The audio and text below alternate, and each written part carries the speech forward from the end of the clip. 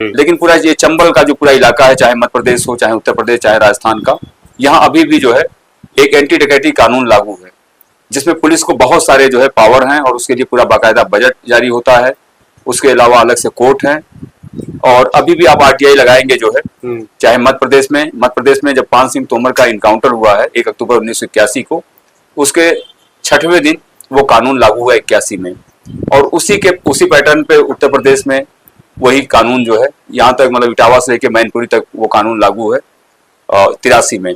और 86 में वही कानून रिपीट होता है राजस्थान में। और आप उस पीरियड में देखेंगे, जब ब्रिटिश पीरियड है, तो एक कानून ब्रिटिश पीरियड ने बहुत कठोर कानून लेके आए हैं, ठगी एंड डकैती एक्ट 1836। उसी से उन्होंने इस इलाके में जो ये अभी कानून है, अभी कानून लागू है। और तो ये तो डकैत तो लगभग खत्म हो गए सब। तो हमारा यही कहना है कि एक तरफ आप कहते हैं कि चंबल में कोई लिस्टेड गैंग नहीं है।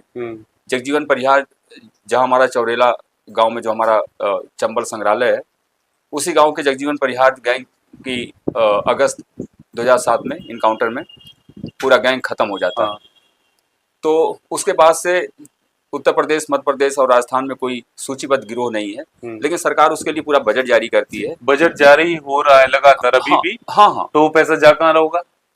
अब उसका पैसा वही बताएंगे कहाँ जा रहा है। मुखबिर का पूरा बजट जारी हो रहा है। और हम ऐसे बहुत सारे लोगों से मिले जो पीड़ित थे, जो डकैती एक्ट में जो फंसा दिया गया। और इस केस में ये होता है कि एक छोटी सी चीज के लिए भी पुलिस को पावर है कि डकैती एक्ट, उसमें कुछ दिखाना भी नहीं कि असलहे बरामद और सारी चीजें। अच्छा। और उसमें 2 साल 2.5 साल तक उसको जमानत नहीं मिलेगी। अच्छा। इस पूरे घटनाक्रम में हमारी जानकारी में, मैं इस पे लंबे समय से अभी तक कोई रिपोर्ट भी उस पर नहीं थी, किसी ने काम भी नहीं किया। सिर्फ 13 दिन में एक जमानत सिर्फ हुई है। वो भी जो है एबीपी से जुड़े हुए ग्वालियर के 2 लोग हैं।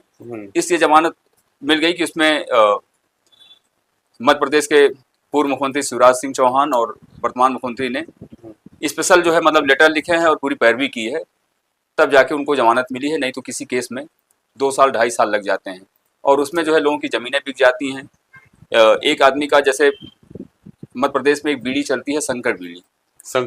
शंकर बीड़ी। शंकर, हाँ।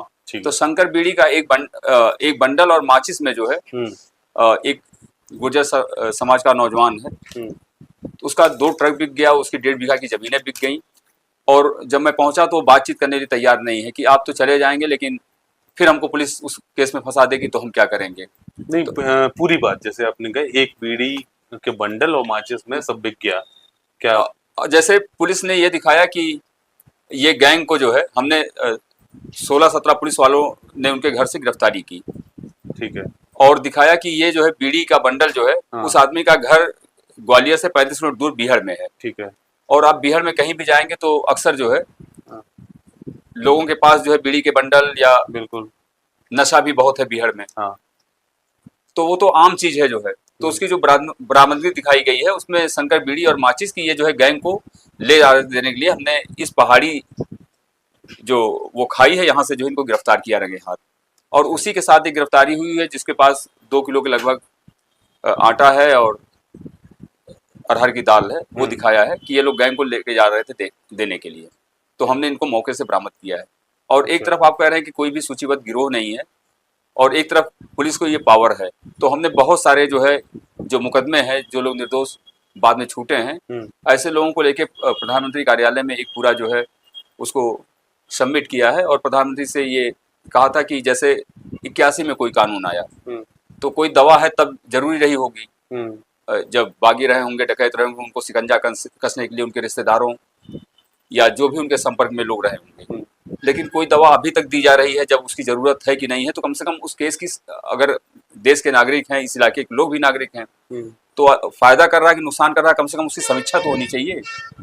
तो हमारे पास ये सूचना आई है कि प्रधानमंत्री कार्यालय ने मध्य प्रदेश के मुख्यमंत्री से उस पर समीक्षा मांगी है।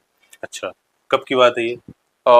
ये 6 महीने हो गए हैं।